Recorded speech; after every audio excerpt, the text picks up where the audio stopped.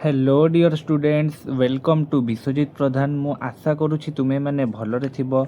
पिला माने आजिर एही वीडियो रे आमे षष्ठ श्रेणी साहित्य बहिर प्रथम कविताटी पढ़िबा। प्रथम कविता हेउछि वर्षा। एहाकू संपूर्ण भाबरे बुझिबा एवं आलोचना करिबा। वीडियो स्टार्ट करिबा पूर्व जदि चैनल को सब्सक्राइब करि नाह तेबे चैनल को सब्सक्राइब करि दियो। आरंभ करिबा एबे विषय। पिला माने वर्षा तुमे माने शुणिथिबो वर्षा ऋतु। वर्षार कवितार कवि हेउचंदी जगन्नाथ दास। प्रथमे तांको विषय रे संपूर्ण भाबरे आलोचना करिबा। भक्त कवि जगन्नाथ दास पंचदश शताब्दीर कवि अटंती। जगन्नाथ दास केउ शताब्दीर कवि अटंती? पंचदश शताब्दीर कवि अटंती। भक्त कवि जगन्नाथ दास का जन्म पुरी जिलार कपिलेश्वरपुर रे जन्म होइथिले। किए? जगन्नाथ दास। तांको रचित ओडिया भागवत एक पवित्र ग्रंथ भाबरे ओडिशा रे सर्वत्र जनप्रिय। ओडिया भागवतर रचयिता होउचंदी जगन्नाथ दास, जहाँ सारा ओडिशावासी जानिछंती तांको भक्त कवि जगन्नाथ दास रूपे। वर्षा कविताटी ओडिया भागवतर दशम स्कंध 21 अध्यायरु आनीत। एहार अर्थ वर्षा कविताटी ओडिया भागवतरे प्रथम स्कंध, द्वितीय स्कंध, तृतीय स्कंध एहीपरि दशम स्कंधर 21 अध्याय 11टी अध्याय भितरु से 21 अध्यायरु वर्षा आनीत। तेबे आमे एही विषय को संपूर्ण भाबरे आलोचना करिबा। वर्षा। एमंते ग्रीष्म काल गला वर्षा ऋतु प्रकाशिला। एमंते ग्रीष्म काल गला। एमंतेर अर्थ एहीपरि ग्रीष्म काल गला एवं वर्षा ऋतु प्रकाशिला। एवं वर्षा एहीपरि ग्रीष्म काल गला एवं वर्षा ऋतुर आगमन करी बा आगमन हेला। सकल ऋतुंकर सार शस्य संपद मंचपुर। सकल ऋतु सकलर अर्थ होची समस्त। सकल ऋतुंकर सार समस्त ऋतुर सार शस्य संपद मंचपुर। मंचपुर एठारे मंचपुरर अर्थ हेउची पृथ्वी। समस्त ऋतु मध्यरु वर्षा ऋतुटी श्रेष्ठ बोली कवि कहिछंती। पृथ्वी रे शस्य संपद भरपूर होई रहिछि। शस्य संपद मंचपुरर अर्थ हेउची पृथ्वी रे शस्य संपद भरपूर होई रहिछि। मेघे मिलिले शून्य पथे बिजुली शब्द संगते। मेघ माने मेघे मिलिले शून्य पथे। शून्य पथेर अर्थ हेउची आकाश रे। मेघ माने आसी आकाश रे कला बादल भली एकाठी होइचंती। संगते माने सांगरे। बिजुली घड़घड़ी को सांगरे धरी आसीचंती। महीमंडल दुख चाही जल छाड़िला तोष होई। महीमंडलर अर्थ हेउची पृथ्वी। पृथ्वीर दुख को देखी जल छाड़िला तोष होई। तोष शब्दर अर्थ हेउची संतुष्ट। से संतुष्ट होई जल छाड़िची। घोर शब्दे मेघमाଳ गर्जिण बरसंती जल। घोर शब्दे मेघमाଳ बहुत गर्जन करी मेघ माने पृथ्वी पृष्ठरे बरसुछंती। बुझी पारिलो पिला माने? एमंते ग्रीष्म काल गला वर्षा ऋतु प्रकाशिला। ग्रीष्म काल एहीपरि ग्रीष्म काल गला भारी बा पळैला एवं वर्षा ऋतुर आगमन हैला। सकल ऋतुंकर सार शस्य संपद मंचपुर। समस्त ऋतुंक मध्यरु वर्षा ऋतुटी श्रेष्ठ बोली कवितारे जगन्नाथ दास एहा कहिछंती। शस्य संपद मंचपुर। मंचपुरर अर्थ होची पृथ्वी। पृथ्वी रे समस्त प्रकार विभिन्न प्रकार शस्य संपद भरपूर होई रहिछि।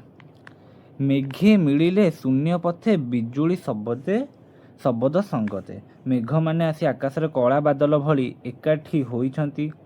सांगरे बिजुली घड़घड़ी सह धरी आसीछंती। महीमंडल दुख चाही जल छाड़िला तोष होई। ପିଲାମାନେ ମହିମଣ୍ଡଳର ଅର୍ଥ ମୁଁ କହିଥିଲି ପୃଥିବୀ। ପୃଥିବୀର ଦୁଃଖକୁ ଚାହିଁ ଜଳ ସନ୍ତୁଷ୍ଟ ହୋଇ ବର୍ଷା ରୂପେ ଧରାପୃଷ୍ଠ ବା ପୃଥିବୀକୁ ଆସିଛି। ଘୋର ଶବ୍ଦେ ମେଘମାଳ ଗର୍ଜିଣ ବରସନ୍ତି ଜଳ। ଘୋର ଶବ୍ଦ ଗର୍ଜନ। ଘୋର ଶବ୍ଦେ ମେଘମାଳ ବହୁତ ଗର୍ଜନ କରି ମେଘମାନେ ଧରାପୃଷ୍ଠ ବା ପୃଥିବୀ ପୃଷ୍ଠକୁ ଜଳ ରୂପରେ ବରଷୁଛନ୍ତି। ଏବେ ଦେଖିବା ପ୍ରାଣୀ ଜୀବନ ଜଳ ରାଶି କରୁଣା ଚିତ୍ତରେ ବରସି।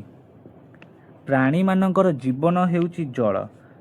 ଜଳ ବିନା କେହି ବଞ୍ଚିପାରିବେ ନାହିଁ ବା ପାଣି ବିନା କେହି ବଞ୍ଚିପାରିବେ ନାହିଁ।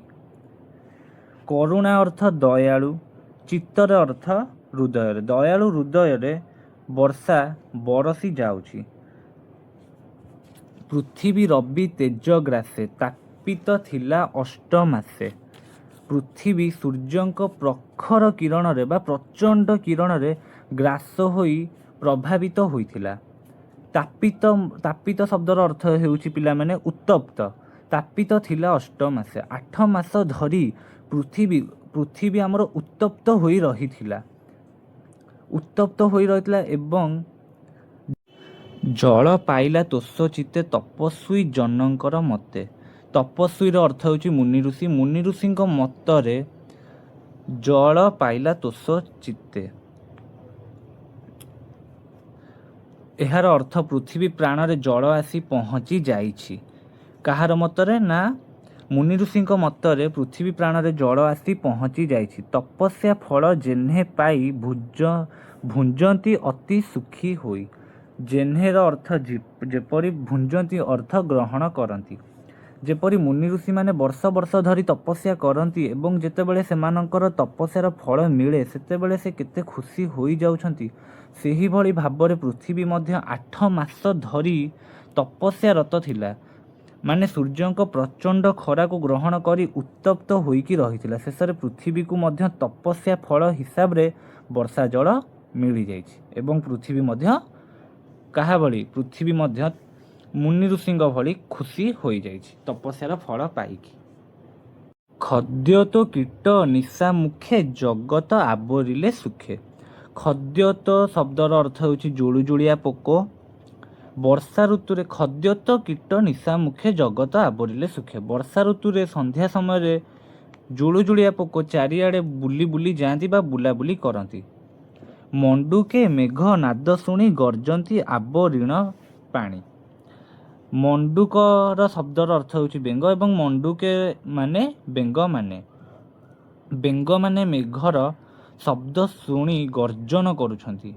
ଯେତେବେଳେ ସେମାନଙ୍କ ପାଖକୁ ବର୍ଷା ଜଳ ଆସୁଛି ସେତେବେଳେ ବେଙ୍ଗମାନେ ଗର୍ଜନ କରୁଛନ୍ତି। ଅଳପ ନଦୀଏ ପୂରିଲେ ଲହରୀ ମତେ ଉଛୁଳିଲେ। ଛୋଟ ଛୋଟ ନଦୀ ଗୁଡ଼ିକ ବର୍ଷା ଜଳରେ ପରିପୂର୍ଣ୍ଣ ହୋଇଯାଆନ୍ତି। ତୁମେମାନେ ଦେଖିଥିବ ଯେତେବେଳେ ଛୋଟ ଛୋଟ ନଦୀ ଗୁଡ଼ିକ ବହୁତ ସମୟ ଧରି ଯେତେବେଳେ ବର୍ଷା ହୋଇଥାଏ, ଏହାଦ୍ୱାରା ଛୋଟ ଛୋଟ ନଦୀ ଗୁଡ଼ିକ ବର୍ଷା ଜଳରେ ପରିପୂର୍ଣ୍ଣ ହୋଇଯାଏ। ଲହରୀ ମତେ ଉଛୁଳିଲେ। ନଦୀ ଗୁଡ଼ିକର ଜଳପୂର୍ଣ୍ଣ ହେବା ଫଳରେ ସମୁଦ୍ରର ଢେଉ ପରି ନଦୀ ଜଳ ଲହରୀ ଭଳି ଉଛୁଳୁଛନ୍ତି।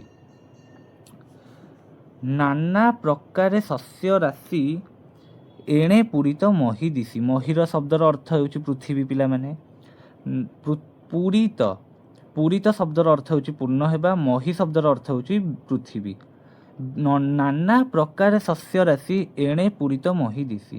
ବିଭିନ୍ନ ପ୍ରକାର ଶସ୍ୟ ରାଶିରେ ପୃଥିବୀ ପରିପୂର୍ଣ୍ଣ ହୋଇଯାଇଛି। ଛତୁ ଯେ ଛତ୍ର ପ୍ରାୟ ହୋଇ ରାଜାର ପ୍ରାୟ ଦିଶେ ମହି। ଛତୁ ଛତା ଭଳି ଫୁଟି ଯାଇଛି ଏବଂ ସେ ପୃଥିବୀ ଉପରେ ମୁକୁଟ ଭଳି ଶୋଭା ପାଉଛି।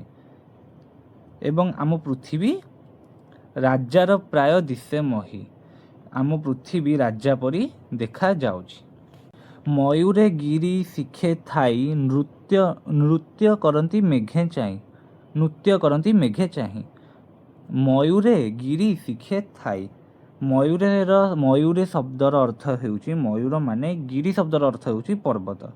ପିଲାମାନେ ମୟୂର ମାନେ ପର୍ବତର ଶିଖରରେ ରହି ମେଘକୁ ଦେଖି ନୃତ୍ୟ କରନ୍ତି ବା ନାଚନ୍ତି। ଅତିଥି ଦେଖି ଭକ୍ତ ଜନେ ଯେସନେ ତୋଷ ହୁଅନ୍ତି ମନେ। ଅତିଥି ଶବ୍ଦର ଅର୍ଥ ହେଉଛି କୁଣିଆ। ଅତିଥିକୁ ଦେଖି ଯେପରି ଆମେମାନେ ଖୁସି ବା ଅତ୍ୟଧିକ ଆନନ୍ଦିତ ହେଇଯାଉ ଯେତେବେଳେ ଆମ ଘରକୁ କୁଣିଆ ବା ଅତିଥି ଆସିଥାନ୍ତି, ସେହିଭଳି ଭାବେ ମେଘ ଆସିଲେ ମୟୂରମାନେ ସନ୍ତୁଷ୍ଟ ହୋଇ ଖୁସି ମନରେ ନୃତ୍ୟ କରିଥାନ୍ତି। ଭିଡ଼ିଓଟି ଯଦି ଭଲ ଲାଗିଥାଏ ତେବେ like, comment, share and subscribe କରିବେ। Thanks for watching.